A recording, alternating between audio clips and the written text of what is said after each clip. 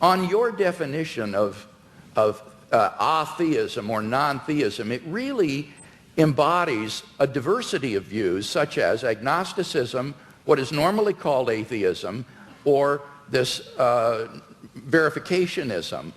Now, which of those do you hold to within this umbrella of atheism? Are you an atheist who asserts the proposition God does not exist, or do you simply withhold belief in God in the way the agnostic does? Right. On some days, I'm a great... no, I'm not going to do you that much of a favor. On some days, I'm a great admirer of Thomas Huxley, who had the great debate with Bishop Wilberforce in Oxford at the Natural History Museum about Darwinism in the mid-19th century, and who was known as Darwin's bulldog. We would now say Darwin's pit bull, and who completely trounced the good bishop. But I can't thank him for inventing the term agnostic. And I can't thank him for some of his social Darwinist positions either, some of which are rather unattractive. Now, I need an answer to this. Unattractive, My time is fleeting. Because I think agnosticism is evasive. To me, yes, if you talk about the power of the Holy Spirit and so forth, to me, that is meaningless. It's to me, I'm sorry, I've tried. It's white noise. It's like saying there is only one God and Allah is his messenger. It's gibberish to me. There are many of us, I'm sorry, there are just many of us of whom this is the case. It may be true, it is true. Okay, Mr. Hitchens, I got to press you here because time is fleeting. Feel free. What is your view exactly? Press away. Do you affirm God does not exist, or do you simply withhold belief? I think once I have said that I've never seen any persuasive evidence for the existence of something, and I've made real attempts to study the evidence presented and the arguments presented, that I will go as far as to say, have the nerve to say, that it does not therefore exist, except in the minds of its, except in the Henry Jamesian subjective sense that you say of it being so real to some people in their own minds that it counts as a force in the world. Yes. Okay, so you do affirm then that God does not exist. Now, what I want to know, and do you have any justification for that? I think I've come unwired in some horrible way. You're fine. Are you sure?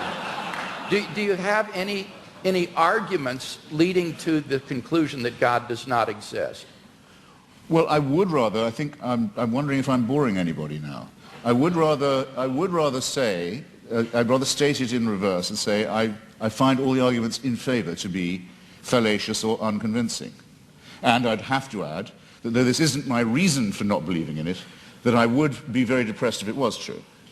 But that's a quite different thing. I don't say of atheism that it's at all morally superior. That would be very risky. I wouldn't admit that it was at all morally inferior either, but we can at least be acquitted on the charge of wishful thinking.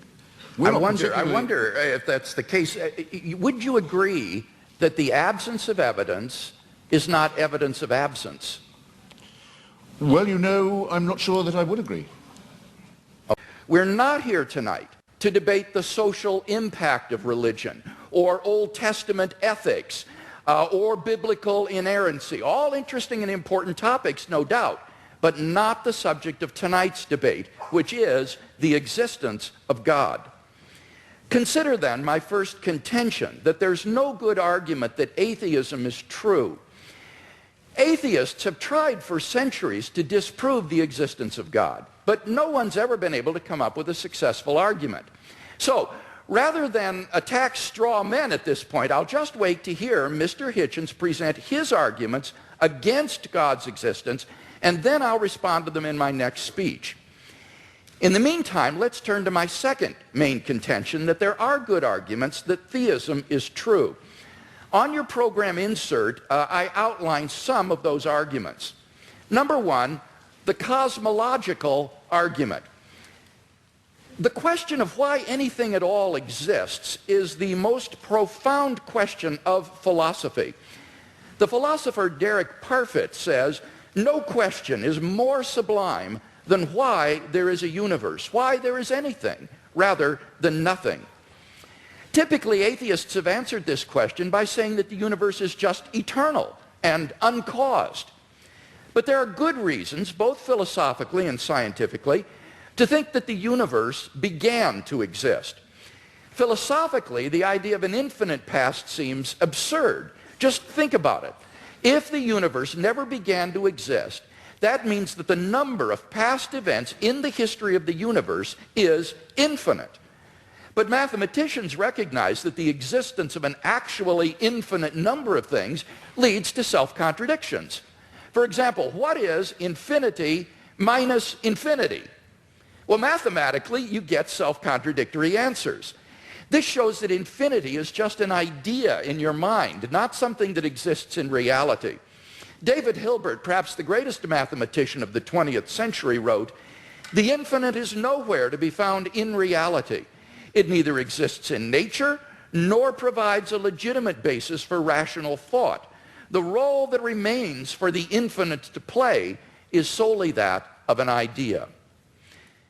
But that entails that since past events are not just ideas, but are real, the number of past events must be finite. Therefore, the series of past events can't go back forever. Rather, the universe must have begun to exist. What makes the Big Bang so startling is that it represents the origin of the universe from literally nothing. For all matter and energy, even physical space and time themselves, came into being at the Big Bang. As the physicist P.C.W. Davies explains, the coming into being of the universe, as discussed in modern science, is not just a matter of imposing some sort of organization upon a previous incoherent state, but literally the coming into being of all physical things from nothing. Now, this puts the atheist in a very awkward position. As Anthony Kinney of Oxford University urges, a proponent of the Big Bang theory, at least if he is an atheist, must believe that the universe came from nothing and by nothing. But surely that doesn't make sense. Out of nothing, nothing comes. So why does the universe exist instead of just nothing? Where did it come from? There must have been a cause which brought the universe into being. Now, as the cause of space and time, this being must be an uncaused, timeless, spaceless, immaterial being of unfathomable power. Moreover, it must be personal as well. Why? Because the cause must be beyond space and time. Therefore, it cannot be physical or material. Now, there are only two kinds of things that fit that description. Either an abstract object like numbers, or else a personal mind. But abstract objects can't cause anything. Therefore, it follows that the cause of the universe is a transcendent, intelligent mind. Thus, the cosmological argument gives us a personal creator of the universe. In the night sky, you can already see the Andromeda Galaxy. It's heading straight for ours on a collision course. Is that part of a design? Was it fine-tuned to do that? We know that from the red light shift of the Hubble telescope, or rather Edwin Hubble's original discovery, the universe is expanding away from itself at a tremendous rate.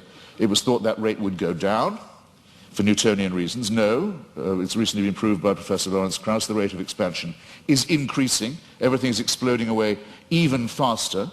Nothingness is certainly coming. Who designed that?